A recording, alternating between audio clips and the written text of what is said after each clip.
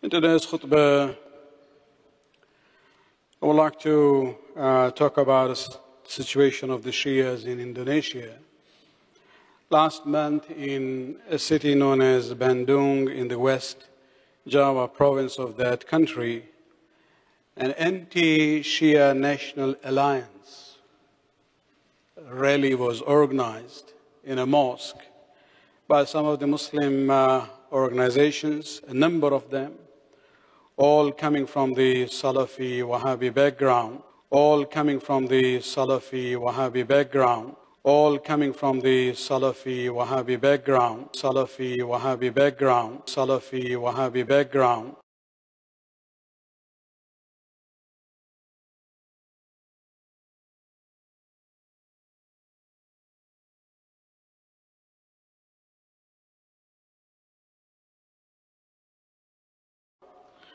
And based on the reports which have been circulating from Jakarta, Globe, and other sources, one of the speakers representing a group of that alliance, and it's interesting that the name of that group is Anti-Heresy Front. As this is a group which deals with what they call murtad or heresy. And the head of that organization talked there about that in Indonesia must be cleansed of Shia teachings. And in his words, it's time that we declare jihad against them. So we are talking about declaring jihad against the Shias. When you look at the numbers of Shias there, in a country which has 250 million people, the number of Shias is only around 3 million.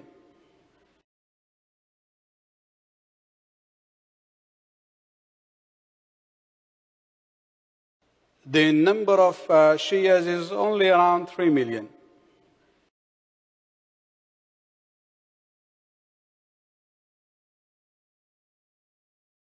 Which makes it, a very small minority. 7% maybe.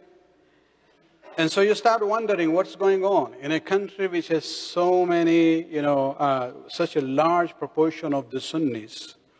Why are they afraid of such a small group? And this is where we come to realize that it has nothing to do with Shia theology, Shia beliefs, or Shia practices. Many times we actually start accusing ourselves that this is happening because this is what we do and this is what they say. No, it's not. There's nothing to do with the Shia theology or Shia practice. It has everything to do with politics. Just today in Indonesia, there are elections there taking place for the members of the parliament there. And the anti-Shia National Alliance, which was this gathering, happened in the last 10 days of April. Actually, their purpose was to deal with this issue. And they were urging their followers not to support the kind of a democratic liberal party where, the governor of Jakarta is going to be the hopeful president in this election. And the reason why they are opposing that party is because that party has nominated a top Shia personality, in the West Java area as their candidate. A top Shia personality.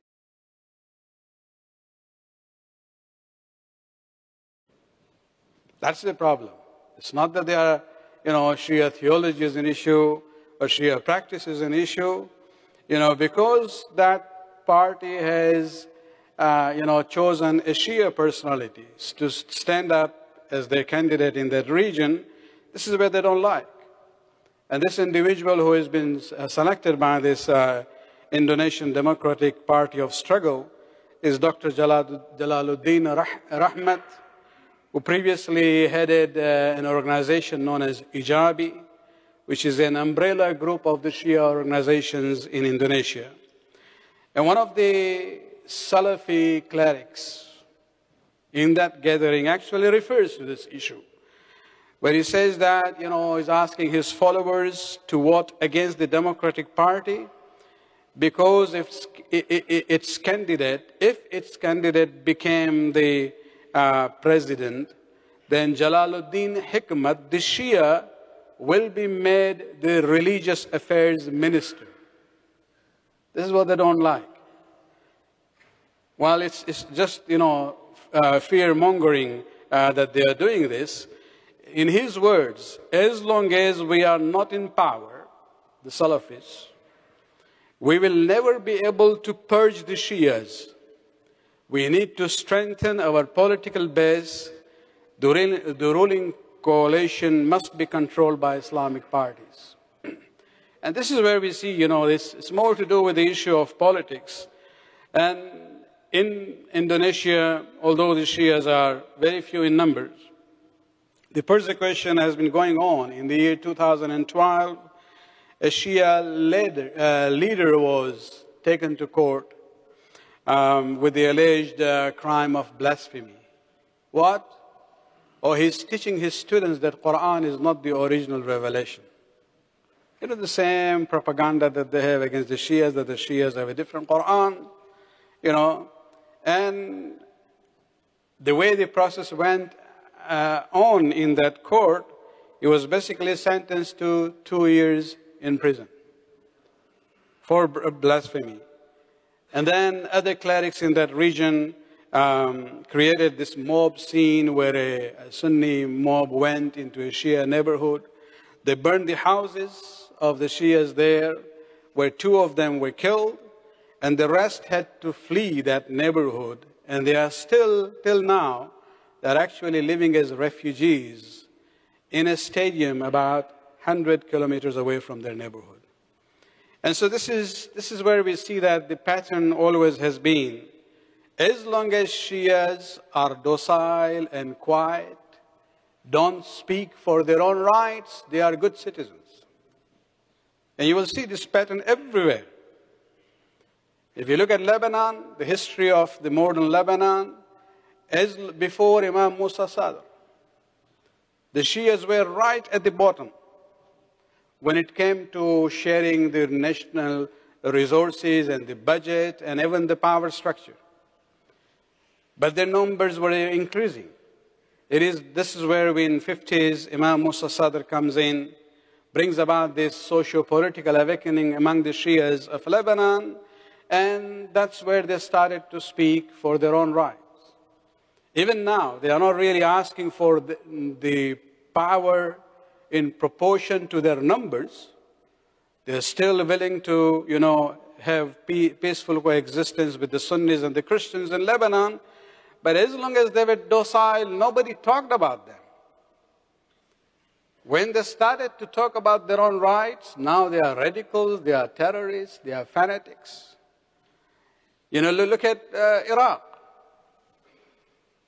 The largest number between, if you look at racial line, Kurds and Arabs, or Shia and Sunni divide, the Shias are the largest group.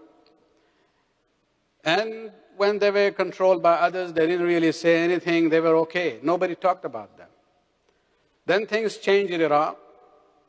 Democratic elections took place, and that's the game of numbers. And a majority Shia-led government came to power.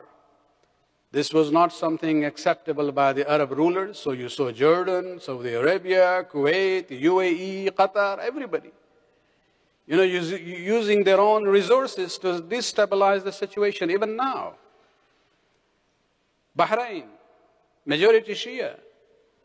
When they were docile and quiet, whatever happened to them, they were, nobody really cared about them. As soon as they started speaking in a very peaceful manner, they are suppressed. And so when we look at this issue, it's not really that they are radical or heretic or here and there. Even in the situation in Lebanon, it has everything to do with politics. Maybe what we can do as fellow Shias, far away from them, is at least drop down, a short paragraph, very polite, to the Indonesian embassy, just raising this concern about this kind of, hatred which is going on against a minority there. Of course, that was not organized by the government, but the government is basically ultimately responsible for peace and order in that country. And so it should be very politely worded, this is a matter of concern as far as, other Muslims in other parts of the world is concerned. May Allah subhanahu wa ta'ala shower His blessings on the Shias of Amir al-Mu'mineen wherever they are, and may He keep them under His protection, inshaAllah.